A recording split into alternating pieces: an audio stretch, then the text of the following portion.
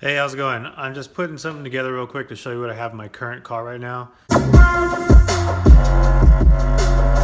And where I got some of the ideas. So I wanted to start off on the 2.1 system I have up in my apartment. Sounds awesome. It is really small. You can't really tell that it's a beast. And it sounds super clear. These are Martin Logan speakers. Actually, beside the point, but it's got a really interesting ribbon tweeter. That sounds amazing. But this setup is where I got the inspiration for my sub. This thing definitely hits the lows, especially given how small it is. It's super surprising. Like, this is my hand next to it. My hand's kind of big, but not that big. This thing is just a little 8-inch driver, a super beefy one, but it's got a 1200 watt RMS on it, and the way it gets real low with the lack of cone space is because of the passive radiator setup. It's got a passive radiator on both sides of the driver facing opposite directions of each other, and it works like a balloon. Driver goes back, makes some pressure inside the box, and the air will push that out, and the opposite driver comes forward, and it'll push the radiators, pull the radiators in. So that's my inspiration for the passive radiator setup I got in the car, and the overall system is similar because it makes a real understated look.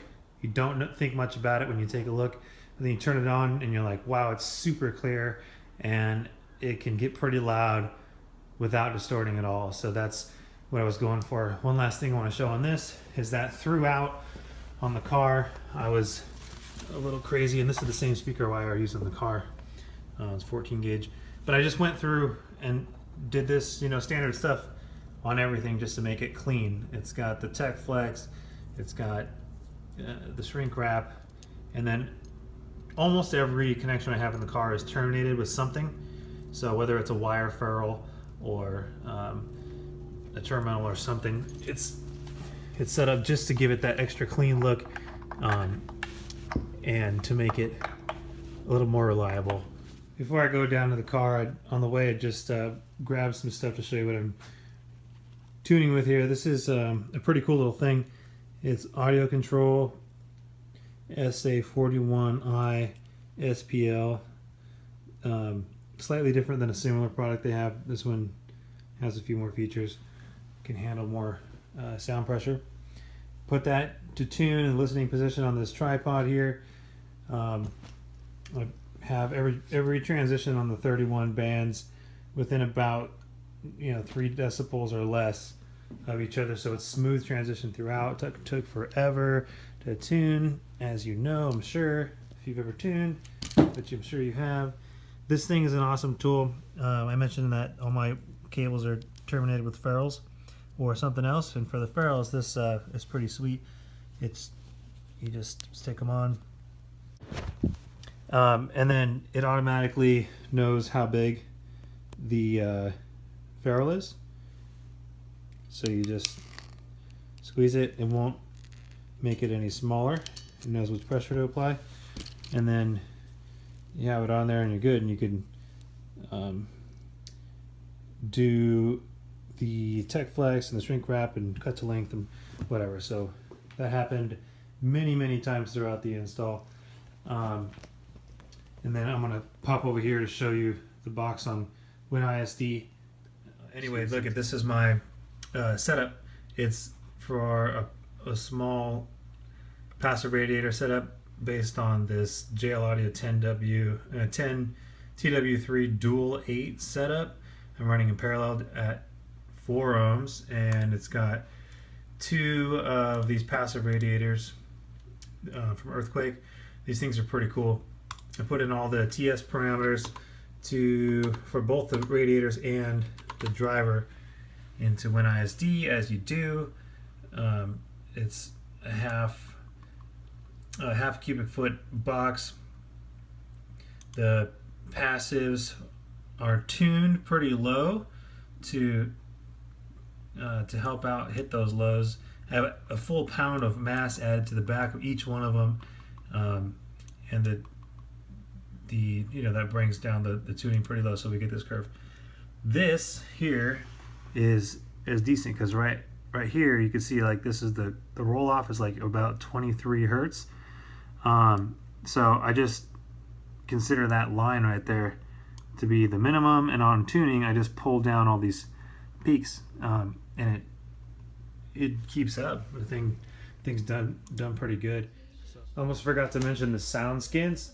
It's all the way around all the surfaces, all 5 doors on the inside, metal, first layer, and then the second layer closest to you where you sit, and all along the actual plastic door panel itself for 4 doors, 2 in the front, 2 in the back, and then the same for the one in the rear. There's also this stuff on all surfaces of the back area where the subwoofer is. So all in all, this was 7 rolls of sound skins, 2 mega packs minus 1 roll, which is why I have this one left over. So let's go down there and try to do a walkthrough. Yeah, baby. Yeah. Yeah. Get those energies out. Alright, which car am I going to use today? I'm just messing around. It's the parking garage. This is my car. So I'll just show you real quick what it's like. You can see everything was completely stock, bone stock. You can't see anything different. It's all just normal looking car.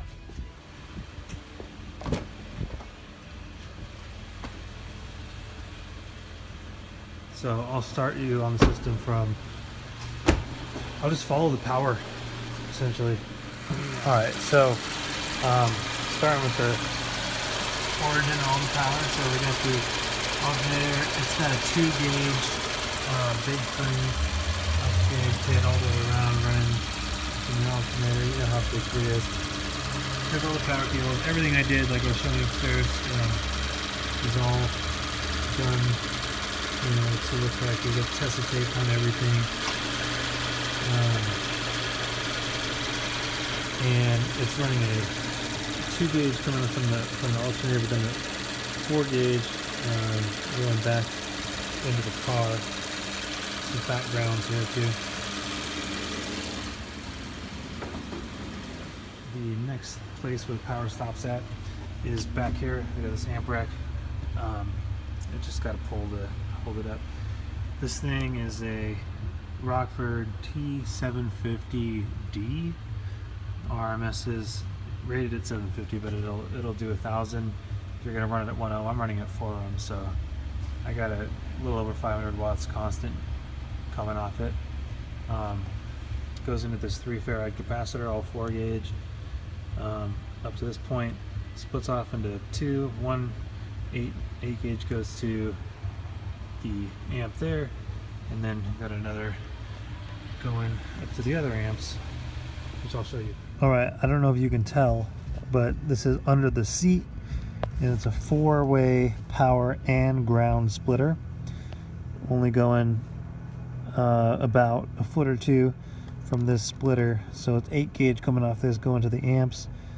3 of these lines are to amps for highs, mids, and mid bass, and then the 4th one is just to all the accessories, which I'll show you in a second, because I got all 3 of those amps under the seat. They're the same series of amps, so they're real small. It's a passive cooled thing, so that it doesn't take up much room. And I just got them velcroed to the thing right now. This one is a 2-channel, running at 4 ohms. It RMS's 200 watts at 4 ohms to each channel. It actually does a little higher than that, but that's good enough. Then this is the backstage. Using 3 of these channels. Front stage, using 3 of these channels also. 10 speakers, 10 drivers in the whole car. So that's where the power goes next. And I'm going to jump over to the processor, and then I'll show you the speakers. I'm going to show you the brains before I bust them out. This is it's under the passenger seat, so you see it doesn't actually show too much. you can, if you're a passenger back here, stick your foot under the seat, you can kind of feel there's a lump there, but that's all you see of it. I have some extra wire here I need to clean up, but anyway, this thing is the brains of the whole operation. It's the AudioControl DM810. Awesome piece of equipment. It's not the best one that exists, but it's pretty freaking sweet. I enjoy it. The thing, like something like a Moscone has over this, is that you can do equalization on left and right channels. This one pairs all but one of the pairs. So you have 4 pairs that are adjusted EQ together, and then 1 pair that's separate. I treat it as 2 mono channels. This thing is also a pretty cool feature. I think the main feature that I was stoked to have, it's the only thing, it's a Dayton Audio WFA 028. It's the only little piece of equipment I was able to find that does 3 things. First, it provides its own Wi-Fi. Second, it does Apple AirPlay, which is a lossless signal.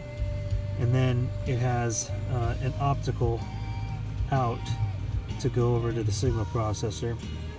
So I have totally lossless stuff coming from my phone. So the main thing that people complain about with using their phone as a source is that the DAC is not good. The great thing about having AirPlay is that we totally bypass this DAC and just take a pure signal going over the optical after it gets sent. So it's the only difference between a straight optical out of your phone, which is they don't even have, is that there's a delay because it goes wireless. So there's a couple seconds where if you press pause, you got music, you know, it takes a second, which is fine because you're driving. Other than that, that's the quality of a signal that I could get that I do upstairs on my home stereo.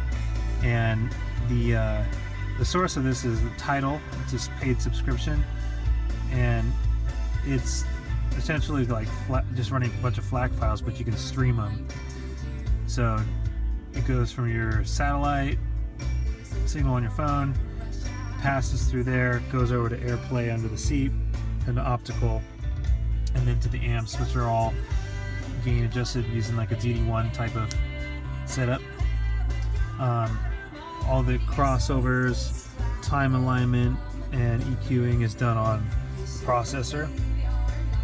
And one of the really cool things about this is that if you plug in the phone to the USB, it allows you to retain all the controls over the USB cable, but the AirPlay signal goes independently. So, for instance, you can see I'm listening to my girlfriend's phone. She's listening to Cranberries, right? If I press this button, without my right hand's on the phone I'm using, and it just switches over. The wild card there, whatever that is, and you got the same thing there.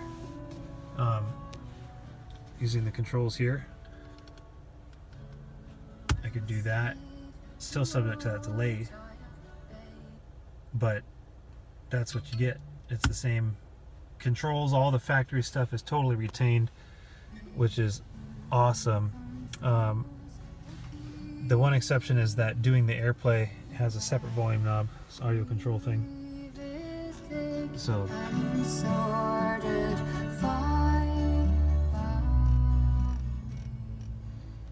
that's what that is.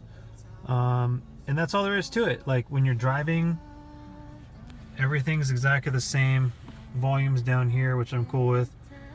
And then if I want to switch over on the input to go from Apple AirPlay, I can still retain the factory stereo, which is a really cool option. There's just 2 little switches that you have to do. This one, you switch over to input 1, and you hear that it's I switch tell it to ignore the optical signal with this little remote, and now I'm on this system. So I can go do something like hit up the FM radio. And now this is like full-on original stuff. This doesn't sound nearly as good as, I almost never use it because it doesn't sound nearly as good as the optical. So I drive around using that pretty much all the time, unless I want to listen to the radio. So here we take this, oh cool, you can see the heads-up display. That says navigation stuff in here like in a hologram. Anyway, we take this off. You can see the speakers back there. I did like kind of a makeshift fast ring on this using the speaker gasketing tape but leaving the peel.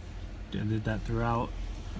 Anyway, this is nothing super high end. It's just like the best thing. It's a Infinity, I think the model is CFX 3022, something 22. It's got a decent tweeter. It's a 3.5 inch.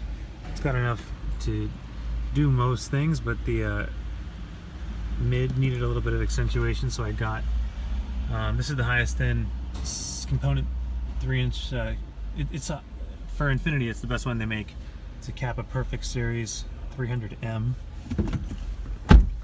and this same speaker over here I'm mainly using just to have a tweeter, but it's running with a normal roll off, I guess.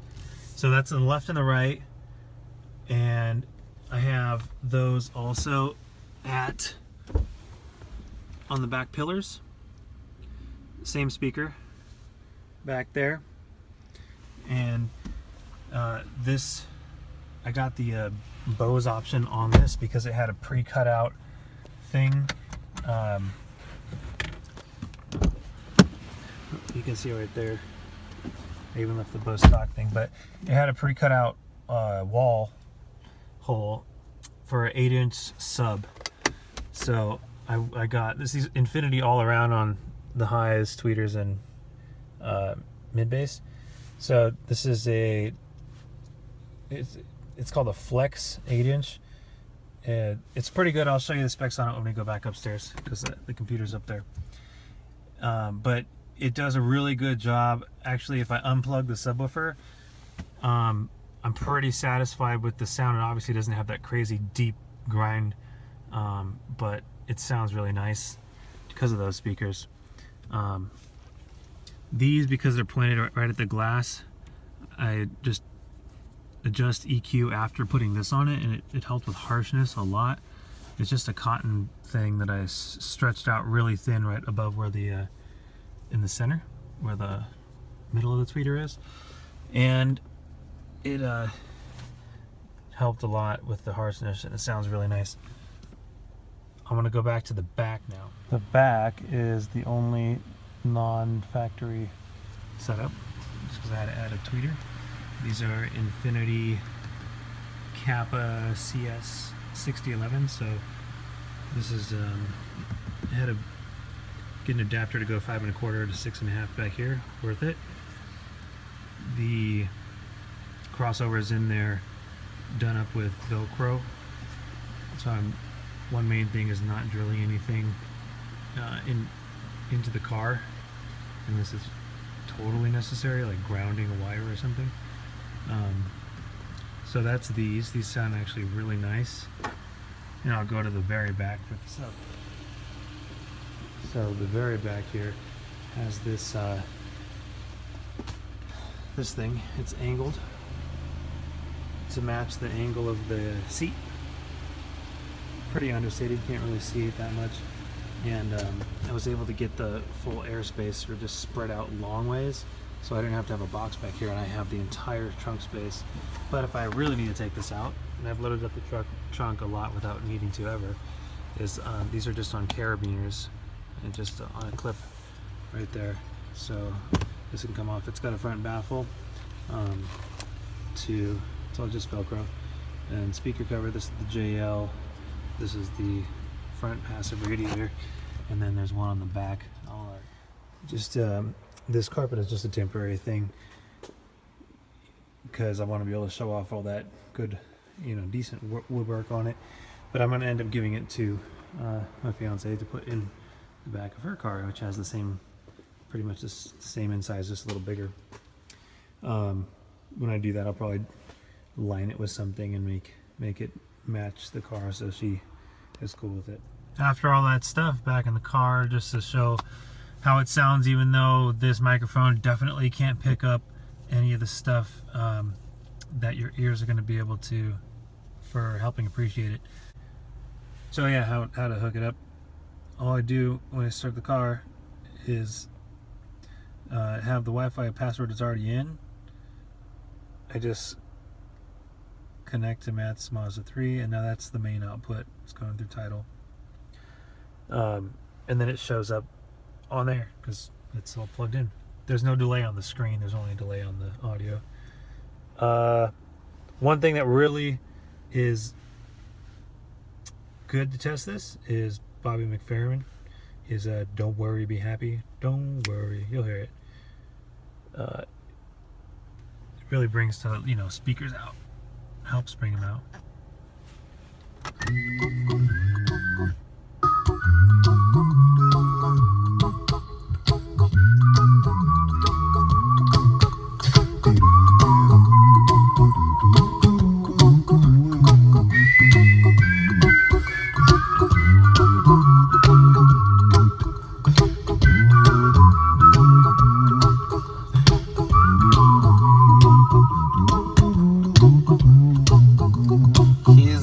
Song I wrote, you might want to sing it note for note. Don't worry, be happy. In every life we have some trouble, but when you worry you make it double. So you might be able to hear some of that through the mic. It at least should be able, like, intelligible. So let me stick this and put on something that has some bass. Let's see what's up with Saint Laurent. This song will hit some bass notes. Let's see where we're at. It's not gonna break a windshield or anything at all, but it does fill the car pretty good. Had to get the people talking. Yo, well, let's get it. I don't know what y'all talking about. Where I live, they don't talk a lot. Hoes know what I be talking about. Hoes say I don't talk a lot. Most niggas just talk a lot. Probably till they gon' chalk them out. Praise God before I leave the house. Saint Laurent, I don't know what y'all talking about. Where I live, they don't talk a lot. Hoes know what I be talking about. Hoes say I don't talk a lot. Most niggas just talk a lot. Probably till somebody chalk them out. Praise God before I leave the house. Saint Laurent, my E.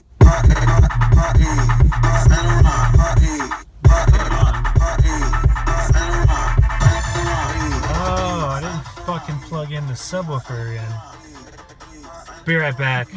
Alright, I spaced and forgot to plug that subwoofer back in when I took it out to show you. Anyway, I got a different song just kind of queued up to where it might drop some bass, so I don't have to wait for it.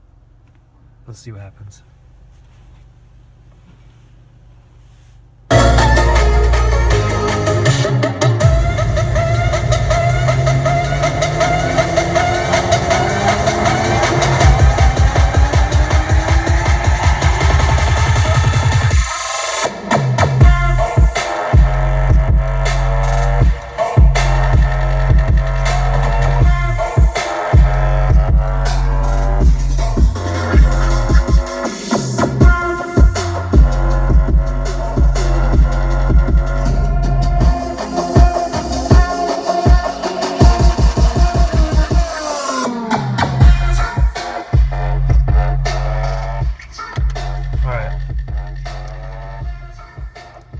Still sounds clean, nice and low. Yeah, it's not going to break any windshields or anything, but it builds up a little bit of pressure, so I'm happy with that. If the new Tesla that I get in the mail, or however the hell they deliver it, is if it's like capable of sounding as good as this, I'll be really happy with it. It might sound hopefully a little bit better if I end up getting some upgraded mids and highs. These ones are decent, but they're nothing special. And on the Tesla, there's also going to be a beefier subwoofer amp and a subwoofer, because I'll have room for it. This thing is a shallow mount, and that JL does pretty good for what it is with the passive radiators. But there's a space underneath the floor of the trunk in the Tesla that I just see people coming. Sorry. There's space in the floor of the trunk, whereas in the Tesla, it's got a pretty big airspace that's not even used for anything. So I think that's what I'll go with, and it'll be a beefier overall system. I'll show you the box that I have right now, and then I think that'll wrap it up. All right, I got this woofer unscrewed here, so I can show you how it's set up a little bit real quick. That's just a really thin cloth covering up the back so that none of the polyfill gets into the woofer. I used some extra sound skins to kind of sound deaden it. It's braced with dowels in 4 places. If I'm above the thing, it's 1, 2, 3, 4. And there's these screws in every, set up with these metal things. They're Easy Lock is the one I use. Sick. It's made by a company in Crenshaw here, but if you haven't seen them, they're pretty cool. Where's the camera? There it is. It just got this little thing, and then if you can see the notch here, the Easy Lock, it's got 2 notches, so then you just screw this in with a drill, and once it's the perfect depth, it comes off of this naturally because it's going deeper, and then you just go burp, burp, burp, burp, put them in. So I'll put this back together to show you how it works. All right, so this is just quickly going over what this subwoofer has. There's these covers. The JL fits that perfectly because it's matched to the same sub, but these passive radiators have a rubber ring around them that fits this perfectly. So it makes it easy. This thing is baffled. It's got a front baffle, and it's magnetized. Also with Velcro, just to give it some extra support. The way it works is kind of like a balloon, so if you push this in, you're going to see that this comes out, and then there's a driver and passive radiator on each side. If I push any of these 3, the other 2 will go out. So if you go on that angle there, I can push on the back, and can you see that happening a little bit? So that's the way it works. This thing is a trip to look at when it's going like crazy.